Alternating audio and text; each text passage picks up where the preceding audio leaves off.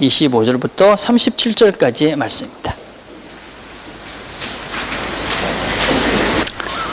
자, 제가 읽겠습니다.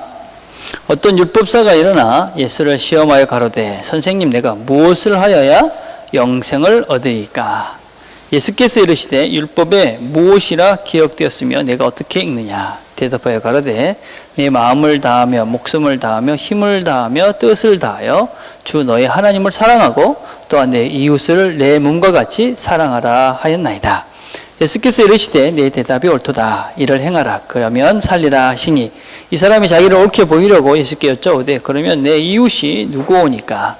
예수께서 대답하여 가라사대 어떤 사람이 예루살렘에서 여리고로 내려가다가 강도를 만나매 강도들이 그 옷을 벗기고 때려 거반 죽은 것을 버리고 갔더라. 마침 한 제사장이 그 길로 내려가다가 그를 보고 피하여 지나가고 또 이와 같이 한 레위인도 그곳에 이르러 그를 보고 피하여 지나가되 어떤 사마리아인은 여행 중 거기 이르러 그를 보고 불쌍히 여겨 가까이 가서 기름과 포도주를 그 상체에 붓고 싸매고 자기 짐승에 태워 주막으로 데리고 가서 돌봐주고 이튿날에 데나리온 돌을 내어 주막 주인에게 주며 가로되 이 사람을 돌봐주라. 부비가 더 들면 내가 돌아와 올 때에 갚으리라 하였으니 내 의견에는 이 세 사람 중에 누가 강도 만난 자의 이웃이 되겠느냐?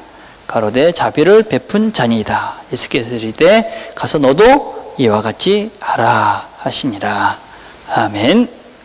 자, 오늘 우리가 읽은 본문은 어린이 시간 때 같이 이렇게 나눴던 이야기입니다. 그렇죠? 자, 근데 우리는 이 이야기를 이 말씀을 생각하기 전에 이게 어떻게 시작됐는가 한번 체크를 해봐야 됩니다. 율법사가 어떻게 물어봤을 때 이야기를 하신 것이냐면 어떻게 하면 영생을 얻을 수 있습니까? 이런 질문을 했을 때에 예수님께서 이런 비유를 하신 것입니다. 그러니까 하나님을 사랑하고 내 이웃을 내 몸과 같이 사랑하라. 그렇게 대답하신 말씀에 그럼 내 이웃, 내가 사랑해야 될 그 이웃은 누굽니까? 그렇게 이야기하니까 그 질문에 대한 대답이 바로 이 선한 사마리아인의 비유입니다. 누가 내 이웃입니까? 그런데 주님은 너도 같이 가서 이같이 행하라. 이렇게 결론을 했습니다. 우린 지난주에 언약에 대해서 같이 생각을 했습니다. 언약이라는 것은 우리가 하나님과 우리 사이에 맺은 약속이라고 그랬습니다. 그런데 언약은 저 상대방이 어떻게 되는 것과 상관없이 내가 하는 것이다. 그래서 하나님과 우리가 언약을 맺었다는 것은 내가 뭐 잘하고 못하고 상관없이 하나님은 그 언약을 지키시기 위해서 언약에 신실하신 분이기 때문에 우리를 끝까지 사랑하신다. 그게 이제 언약이었습니다. 그러면 또 우리는 어떻게 되느냐면 하나님 우리를 끝까지 사랑하니까 우리는 뭐 대충 살아도 되네. 그게 아니라 우리는 또 우리가 해야 될 하나님 말씀대로 살겠습니다 라고 약속했던 그 약속을 또 끝까지 지켜야 될 책임이 우리에게 있습니다. 근데 하나님은 그렇게 하는데 우리는 그렇게 하지 않고 어떤 순간에는 그 하나님을 버리고 갈 수도 있다. 그렇게 우리가 지난주에 말씀을 나눴습니다. 우리가 그 하나님과의 언약, 그것이 무엇이냐면 크게 이야기하면 하나님을 사랑하고 이웃을 사랑하는 것입니다. 내가 하나님의 백성이 돼서 하나님이 내 아버지가 되고 내 하나님이 되시겠다는 하나님의 그 약속에 대해서 나는 어떻게 반응을 한 것이냐면 나는 하나님을 사랑하고 이웃을 내 몸같이 사랑하겠습니다 하는 것이 내가 하나님께 맺은 하나님과 함께한 약속입니다. 그래서 우리는 그 하나님과 그 약속을 지켜가셔야 됩니다. 하나님을 사랑하고 또 이웃을 내 몸과 같이 사랑하는 그 약속을 지켜가는 것이 우리가 하나님의 언약을 지켜가는 그런 우리의 자세다라고 할 수 있습니다. 여러분 이 이야기는 뭐 우리가 잘 아는 얘기입니다. 이걸 조금 현대판으로 한번 바꿔봅시다. 주일 아침이 됐습니다. 깜깜한 골목에서 이 사람이 이렇게 쓰러져 있는 겁니다. 목사님이 이렇게 지나가다가 이 사람을 본 겁니다. 시계를 보니까 11시 반입니다. 이 사람을 병원에 데리고 가면 예배가 늦을 것 같습니다. 그래서 예배 때문에 빨리 가야 되겠다. 그러고 온 것입니다. 좀 있다가 그 길로 집사님도 지나가겠습니다. 근데 공교롭게도 그 집사님이 그날 기도 담당이었습니다. 안 그래도 늦었는데 그래가지고 지나갔습니다. 근데 얼마 후에 그 동네 살지 않던 오토바이를 타고 다니던 머리에 물들이고 문신하고 뭐 이런 사람이 지나가다가 그 사람을 봤습니다. 그리고 그 사람이 그 피나는 사람을 오토바이 태워가지고 병원에 데려다주고 자신의 핸드폰 번호까지 주면서 문제가 생기면 전해라. 그러고 갔습니다. 여러분, 이걸 조금 왜 주님께서 많은 비유 중에 하필이면 사마리아인이었을까? 예. 뭐 그냥 유대인도 있을 수 있고, 그죠? 그 다음에 뭐 이런 사람이 있을 때 꼭 사마리아인이었을까? 그 당시에 사마리아인은 유대인들에게 있어서는 아주 별 볼 없는 아주 나쁜 사람들이라고 인식이 되어져 있는 상태였습니다. 예.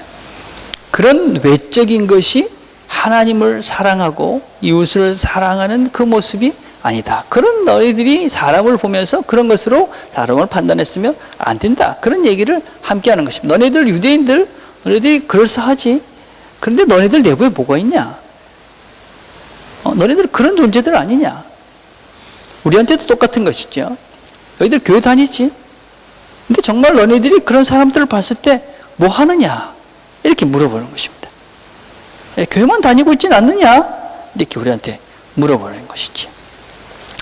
자, 그래서 주님께서는 뭐라고 얘기하냐면 너희들이 이웃이 되어야 한다. 그게 이 설교의 핵심입니다. 그러니까 가서 누가 이웃입니까? 라고 질문했는데 이런 사람이 내 이웃이야. 그렇게 가르쳐 주신 것이 아니고 너가 가서 이같이 해서 너가 이웃이 돼야지 하나님을 사랑하고 이웃을 사랑하는 그 하나님의 말씀을 지키는 사람이 되는 거란다. 그렇게 말씀하고 계시는 것이죠. 그래서 우리가 가다가 예배 시간이라도 우리가 뭔가 급한 일이 있어도 옆에 그렇게 쓰러져 있는 사람을 보면 어떻게 되느냐면 병원으로 데리고 가야지 그 사람이 하나님을 사랑하고 이웃을 사랑하는 사람이다.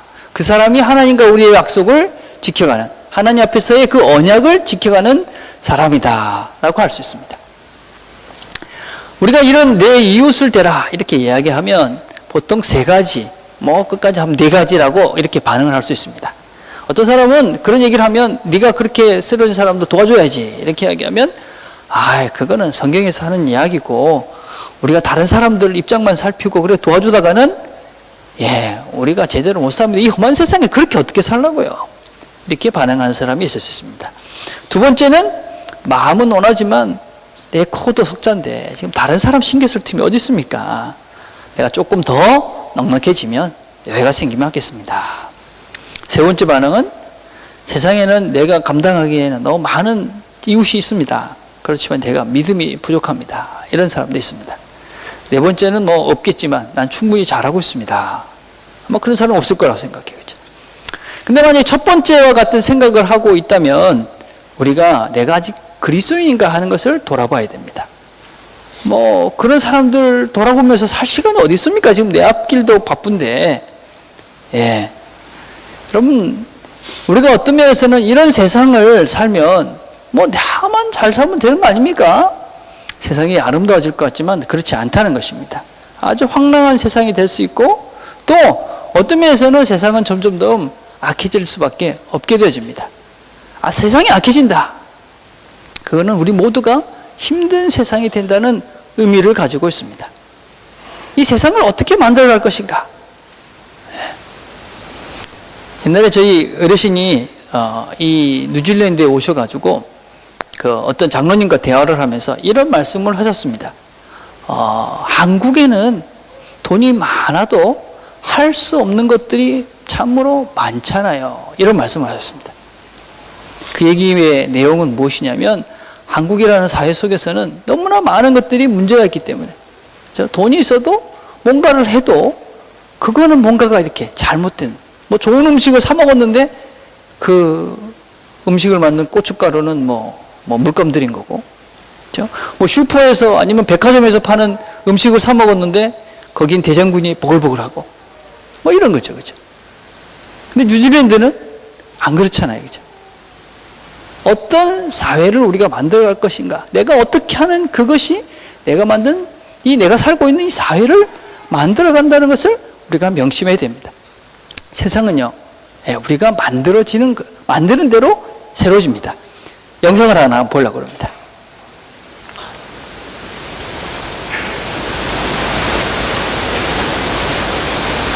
둘, 셋, 넷, 다섯, 여섯, 일곱, 여덟, 아홉, 열. 아이들에게는 무척 탐나는 물건이죠. 과연 누가 이 금화를 가지게 될까요? 가위바위보. 가위바위보. 친구랑 둘이서 게임을 하거나 장기자랑을 해서 이긴 아이가 금화 10개를 몽땅 가져가기로 했습니다. 아싸.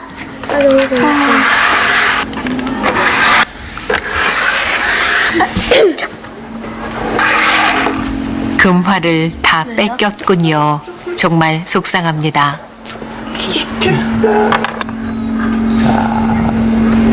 그런데 이게 끝이 아닙니다. 우리는 금화를 차지한 아이에게 한 가지 제안을 하지요. 이 금화를 옆에 있는 친구에게 나눠주고 싶은 만큼 나눠줘도 돼요. 순간 아이들은 심각한 고민에 빠집니다. 과연 나눠줄까요?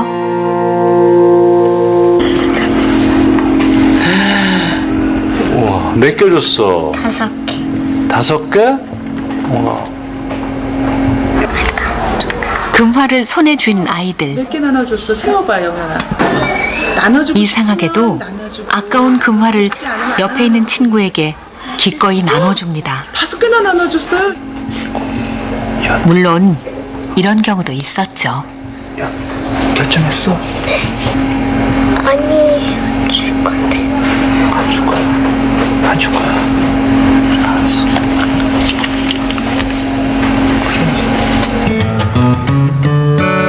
하지만 대부분의 아이들은 가진 금화의 절반을 친구에게 나눠줍니다. 이 아이들은 왜 아까운 금화를 나눠주는 걸까요? 공평하게 나눠 가지면 되잖아요. 5개씩. 마음으로 줬어요, 그냥. 똑같이 나눠 가지려고요. 나눠주고 싶어요. 그냥 나눠주고 싶어서요. 5개나 똑같이 받으니까 기분이 어때? 많이 좋아요. 몇 개나 줄 줄 알았어, 너한테? 안 줄 줄 알았어요. 예. 자, 생각보다 아이들이 착하죠, 그죠? 사람들은 우리가 다 자기 것만 갖고 싶은 욕망이 있다. 그렇게 우리가 잘못 배우고 있습니다. 우리 사람의 마음속에는 남을 배려하고 남에게 나눠주고 싶은 욕망도 역시 자기가 가지고 있는 것만큼, 갖고 싶은 만큼 그런 욕구가 우리 모두에게 있다는 것입니다. 이것이 하나님께서 우리에게 주신 하나님의 마음이고, 우리는 이것을 잘 개발해서 서로가 잘 나누는 사회를 만들면 그 사회는 아름다운 사회가 되는 것이고, 이런 것들을 그죠? 잘 못 개발하고 그냥 지만 아는 사람으로 우리 이 사회가 만들어진다면 이 세상은 점점 더 불행한 사회가 될 것입니다. 두 얼굴의 아이들 기억이 나시죠? 안 나눠준 아이가 행복해 보이지는 않죠? 예, 나눠준 아이는 투명히 해피하고 있습니다. 무엇을 우리가 추구하고 살 것인가? 중요한 것입니다. 자, 두 번째 마음을 가진 사람도 있습니다. 내가 지금 다른 사람 돌볼 만큼 여유가 없습니다. 지금 내 코드 석자인데 다른 사람을 돌볼 시간이 어디 있습니까? 제가 몇 년 전에 신문에 어떤 걸 본 적이 있었냐면, 인형이 있는데 인형이 1,200만 원짜리인가. 근데 1,200만 원짜리 그 인형을 사러 줄 서 있는 거 사람들이. 와, 쇼킹했습니다. 예. 그런데 지금은 그보다 더 비싼 1억 원짜리 인형들이 많대요. 그래서 그거 사려고 줄 서는 사람도 많다고 합니다. 요새 제가 그 뉴질랜드 이렇게 신문 보니까 Less Eat, Live Long 뭐 이런 그 책들이 있더라고요. 적게 먹어야 오래 산다 뭐 이런 것입니다. 여러분, 우리가 내가 좀 더 가지면 뭘 하겠다 이런 얘기를 하잖아요, 그죠? 예. 그런데 우리가 그걸 더 가져서 뭐 하려고 하는지 모르겠습니다. 더 가져서 뭐 하시려고요? 인형 살려고 우리가 더 가지려고 그러는 건 아닌지 모르겠습니다. 예, 우리가 생각하기에 그거 뭐 필요해? 하는 그걸 사기 위해서 우리는 어떤 면에서 정말 더 있어야 돼, 더 가져야 돼. 이러면서 우리의 이 황금 같은 시간을, 우리 세상을 아름답게 만들 수 있는 이 세상을 만들 수 있는 이 좋은 찬스를 우리가 그렇게 하면서 바둥거리면서 서로에게 힘이 되고 서로를 힘들게 하고 서로를 경쟁하면서 살고 있는 면이 있다는 것입니다. 세 번째 있는 사람입니다. 세 번째는 세상에 너무 할 일이 많습니다. 사랑할 이웃이 너무 많습니다. 근데 제 믿음은 참 작습니다. 여러분, 참 좋은 마음이라고 생각을 합니다. 여러분, 우리가 사람이 참 도울 사람이 많다. 내 믿음이 없다. 우리 다 그렇잖아요. 그렇죠? 너무 염려하지 말길 바라요. 로마서 12장 3절에 보면 이런 말씀이 있습니다. 내게 주신 은혜로 말미암아 너희 중 각 사람에게 말하노니 마땅히 생각할 그 이상의 생각을 품지 말고 오직 하나님께서 각 사람에게 나눠주신 믿음의 분량대로 지혜롭게 생각하라. 믿음의 분량대로 지혜롭게 생각하라. 믿음의 분수대로 해라. 믿음의 분량, 뭐 그런 것입니다. 그렇죠? 산상수훈에 보면 이런 말씀이 있습니다. 어떤 사람이 너희를 보고 오리를 가고자 하면 십리를 가라. 그런 말씀이 있잖아요. 그렇죠? 예. 그런데 우리는 지금 누가 와서 오리를 가주실 수 있습니까? 이렇게 물어보면 오리는 그냥 그죠? 절반도 가기가 쉽지 않습니다. 그죠? 예. 근데 우리는 지금 누가 와서 오리를 가자 그러면 사실은 그죠? 1, 2, 1이 이렇게 같이 갈 수 있잖아요. 그죠?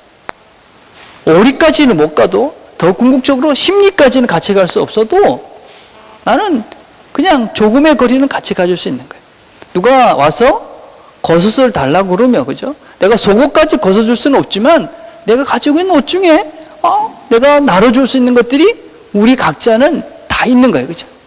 누가 내한테 와서 1,000만 원을 달라 그러면 우리가 줄 수는 없지만, 그죠? 내가 할 수 있는 10만 원은 줄 수가 있는 거예요. 그죠? 예. 그것이 우리의 믿음의 분량인 것이죠. 그죠? 그래서 우리가 이만큼이 목표예요. 그죠? 그걸 지금 하루아침에 그것을 다 해라. 하나님 그렇게 얘기하지 않아요. 우리한테 요구하시는 것은 너희들이 지금 너에게 각자에게 주어진 그 믿음의 분량, 그것을 시작해봐라. 그렇게 우리에게 말씀하시는 것이죠. 알바니아라는 가난한 나라에 아주 가난한 마을에 가난한 소녀가 살고 있었어요. 이 소녀는 배운 것도 별로 없었고 또 얼굴도 못생겼어요. 근데 이 소녀는 어려서부터 이웃에 뭔가 이렇게 베풀면서 좋은 일을 하면서 살고 싶다. 그리고 그런 일을 하기 위해서 애를 썼어요. 하루는 이 소녀가 인도라는 나라가 너무나 비참하다는 소리를 듣게 됐어요. 그래서 기도를 했어요. 하나님, 제가 인도에 가서 불쌍한 사람들을 도와주고 싶은데 제가 인도에 갈 수 있는 방법이 없네요. 그렇게 기도하는데 소식이 들어왔어요. 인도에 갈 수 있는 방법이 있는데 그건 뭐냐면 네가 수녀가 되는 것이다. 그래서 이 소녀는 기꺼이 수녀가 되었어요. 그리고 인도를 갔습니다. 인도에 가서 가난한 사람들을 도왔어요. 빈민촌에 가서 도왔어요. 사람들은 다 우습게 생각했어요. 야, 저 조그만 외국인 여자가 와가지고 뭐 할 수 있겠나? 이 가난한 땅, 저렇게 비참한 저 사람들 뭐 할 수 있겠나? 그렇지만 그 여인은 거기서 꿋꿋하게 자기가 할 수 있는 조그만 그리스도의 사랑을 실천하기 시작했습니다. 소문이 조금씩 퍼졌습니다. 그 소문이 온 세계에 퍼져나갔습니다. 얼마 지나지 않아서 각 나라의 지도자들이 그 여자를 귀하게 여기기 시작했습니다. 이 여자는 노벨상을 받았습니다. 온 인류가 제일 존경하는 여자가 되었습니다. 이 여인이 테레사 수녀입니다. 테레사 수녀가 처음부터 인도의 칼커타에 가가지고 그 빈민들을 다 붙잡고 기도하면서 그렇게 하지 않았습니다. 그 여인은 알바니아의 작은 마을에서 그 사람이 도울 수 있는 작은 일들을 했습니다. 그리고 그것을 하기 위해서 하나님께 기도했습니다. 하나님, 저는 가난한 사람들을 도와주고서 살고 싶어요. 하나님께서 그 길을 열어주셨고 또 거기 열어주신 그 길에서 자신의 최선을 다했습니다. 그렇게 그 하나님께서 열어놓으신 그 조금의 길들을 하나씩 순정해 가니까 그리고 그 여인이 그 죽음의 거리, 그 비참한 거리 칼커타의 그 험난한 땅을 사랑의 땅으로 새롭게 만들 수가 있었습니다. 여러분, 우리가 할 수 있는 것이 무엇인지를 보시길 바랍니다. 내 주변에 내가 도울 수 있는 것이 무엇이 있는가? 우리는 이런 생각들을 종종 합니다. 우리 주변에는 제가 도울 사람이 없습니다. 근데 정말 도운 사람이 없는 것인지 아니면 그 사람들을 보고 싶고 또 볼 마음이 없는 것인지를 우리가 한번 돌아봐야 합니다. 자, 두 번째, 어떤 사람이 그럼 이 하나님 원하시는 이웃이 될 수가 있습니까? 이런 사람이 될 수 있습니다. 33절에 보니까 어떤 사마리아인은 여행 중 거기에 이르러 그를 보고 불쌍히 여겼다. 예, 그를 보고 난 다음에 불쌍히 여기는 마음이 들었습니다. 예. 우리가 어떤 상황을 이렇게 봐도 드는 마음은 다 다릅니다, 여러분. 그렇죠? 예. 가난한 이유, 내가 도와야 될 사람을 봤을 때 어떤 사람은 귀찮은 존재로 인식하는 사람이 있습니다. 아, 귀찮아. 어떤 사람은 그 가난한 사람을 보면서 게을러 저 사람은 이렇게 생각하는 사람이 있습니다. 어떤 사람은 아, 괜히 알게 돼서 내가 참 힘들게 됐어. 나의 짐거리라고 생각하는 사람도 있습니다. 도움이 필요한 사람이 보았을 때 여러분은 그 사람이 어떤 사람으로 여러분 눈에 보입니까? 짐거리로 보입니까? 귀찮아 보입니까? 아니면 그 사람은 깨우는 사람이야 하고 정지합니까? 여러분, 여기서 불쌍히 여긴다 하는 이 말은 주님께서 이 광야에 있을 때에 이 사람들이 밥을 먹지 않고 있었잖아요. 그때 그 광야에 있는 사람들을 보고 느꼈던 그 주님의 마음, 그것이 바로 불쌍히 여기는 마음이었습니다. 가난한 사람, 도움이 필요한 사람들을 보고 그 마음에 드는 그 불쌍한 마음, 그것이 바로 예수님의 마음입니다. 그것이 사랑의 마음인 것이죠. 그렇죠?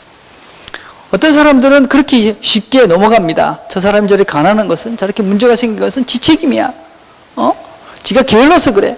열심히 안 살아서 그래. 예. 그러나 그렇지 않은 경우가 훨씬 더 많이 있습니다. 예. 우리는 그리고 그 사람들을 정죄할 필요도 없습니다. 우리가 할 일은 그 사람들의 이웃이 되는 것입니다.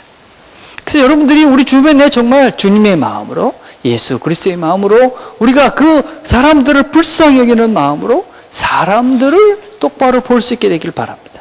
사람들을 보셔야 됩니다. 예. 우리는 요새 사람들을 잘 안 봅니다. 그 사람이 가지고 있는 환경을 봅니다. 그 사람이 입고 있는 옷을 봅니다. 그 사람이 가지고 있는 타이틀을 봅니다.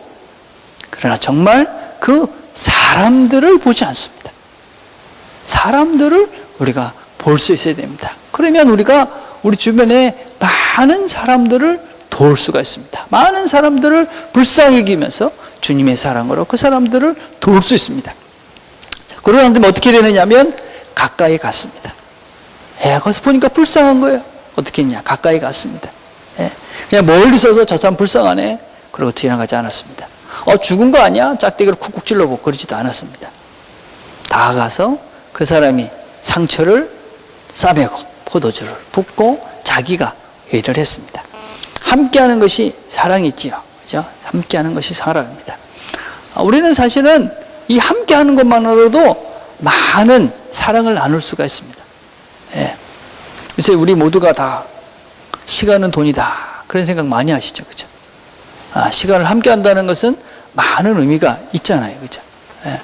그래서 시간을 잘 함께 못 하더라고요. 다 바쁩니다. 그죠? 그래서 진짜 바쁜 건지 내가 잘 모르겠지만 하여튼 간에 뭐 바쁘더라고요. 다. 예. 그래서 함께 하는 걸 잘 못 합니다. 그죠? 근데 몸이 멀어지면 마음도 멀어지죠, 여러분. 여러분, 도와야 되는 사람에게 가까이 가야 됩니다. 그리고 내 것을 가지고 그 사람을 치료해 주기 시작해야 됩니다. 그죠? 내가 할 수 있는 것을 행동으로 옮겨가야 합니다. 불쌍히 보고 다가가서 내 포도주를 붓고 그 다음에 내 옷으로 폼해서 그 상처를 보듬어주고 있는 것이죠. 그죠? 저는 우리가 지금 내가 뭘 하지? 할 수 있는 것들이 많습니다. 여러분 주변에 힘든 사람들을 한번 생각해 보십시오. 잘 안 보입니다. 여러분 마음이 둔해져 있는 것입니다. 보입니다. 그러면 할 것이 많이 있습니다. 그죠? 예. 자, 근데 우리가 또 어떤 문제에 부딪히냐면 내가 뭔가를 이렇게 했을 때에 우리는 뭔가 이렇게 그 보상이 오는 것은 사실은 좀 하기가 쉽습니다. 근데 어떤 면에서는 우리의 관심이 안 가고 우리가 어떤 구체적으로 뭘 도와주지 않는 사람들의 경우는 뭔가 해도 아무것도 별로 올 것이 없는 그런 사람들은 잘 더 안 도와주게 됩니다. 사실 그런 사람들을 도와줘야 되는데 그런 것들을 그런 사람 잘 안 도와줘요. 그리고 또 주님은 우리에게 뭐라고 얘기하냐면 네 오른손이 하는 것을 왼손이 모르게 하라. 그렇게 이야기합니다. 그건 무슨 얘기냐면 하나님께서는 우리가 어떤 일을 할 때 그냥 아는 척하고 그거 도와주는 것을 표시내지 말고 너도 모르게 그냥 해라. 이렇게. 얘기하시는 것이죠. 어떻게 그렇게 할 수 있느냐면요. 우리가 이렇게 다른 사람을 도와주는 것이 우리 존재가 되면 됩니다. 우리가 그렇게 그런 존재가 되면 가난한 사람을 보면 사마리아인처럼 행동하는 모든 것들이 자연스럽게 되면 우리는 우리의 오른손이 하는 것이 왼손이 모르게 될 수 있죠. 그렇죠? 재밌는 책을 하나 봤는데 쥐 실험을 했습니다. 쥐. 어떤 실험을 했냐면 이 쥐가 얼마나 자기의 이 뇌를 사용하는가 하는 실험을 했어요. 그리고 미로를 만들어 놓고 그 중간에다가 음식을 갖다 놓은 거예요. 그러니까 처음에는 그 음식을 찾는데 막 한다, 뇌를 막 쓰는 거예요. 근데 어느 정도 이렇게 익숙해지니까 그다음부터는 뇌를 안 쓰는 거예요. 근데 이 뇌를 안 쓰는 이것이 수면 상태하고 비슷한 거예요. 그냥 그래서 습관적으로 이렇게 쭉 하는 거예요. 지가 왜 하는지도 몰라. 여러분, 우리 운전이 그렇잖아요. 그죠? 운전할 때, 뭐 여기서 요만큼 각도를 이렇게 해야지 저렇게 해야지 그러지 않잖아요. 그죠? 그냥 머리 별로 안 쓰면서 살아요. 그러면서 어느 순간에 보면, 집에 다 왔어. 왜 그렇습니까? 그건 그냥 우리의 습관이 됐기 때문에 그래. 성경이 우리에게 용어하는 것은 무엇이냐면요. 우리가 다른 사람을 돕는 그 일이 우리의 삶의 전체가 되도록 해야 돼. 목사님, 지금 난 옆에 도와줄 그런 사람이 있는데도 잘 못 도와주는데, 그걸 언제 그렇게 갑니까? 우리의 목표가 거기 가야 됩니다. 내가 누군가를 도왔는데도 정말 내가 도왔다고 생각하지 않고 그냥 내 존재 자체가 그런 삶을 살아가는 사람이 되어야 된다는 것입니다. 근데 이것이 언제 우리 모두가 알게 되느냐면 마지막 때가 되면 이것을 우리가 알게 됩니다. 마태복음 25장 31절과 32 이렇게 얘기합니다. 인자가 자기 영광으로 모든 천사와 함께 올 때에 자기 영광의 보좌에 앉았으니 모든 민족을 그 앞에 모으고 각각 분별하기를 목자가 양과 염소를 분별하는 것 같이 할 것이다. 마지막 때가 되면 우리가 하나님 앞에 가면 이제 주님이 이제 넌 양, 넌 염소 이렇게 둘이 나눈답니다. 그리고 이쪽에 있는 사람에게 이렇게 얘기합니다. 너는 내가 배고팠을 때, 내가 감옥에 있을 때, 내가 헐벗었을 때 나를 돌봐줬다. 그리고 이쪽에 있는 염소들한테는 너는 내가 감옥에 있을 때, 너는 내가 헐벗었을 때, 내가 굶주렸을 때 너는 나를 도와주지 않았다. 그러면 양쪽이 똑같은 얘기를 합니다. 주님, 우리가 언제 그렇게 했습니까? 주님께서 이렇게 얘기합니다. 작은 자 하나에게 한 것.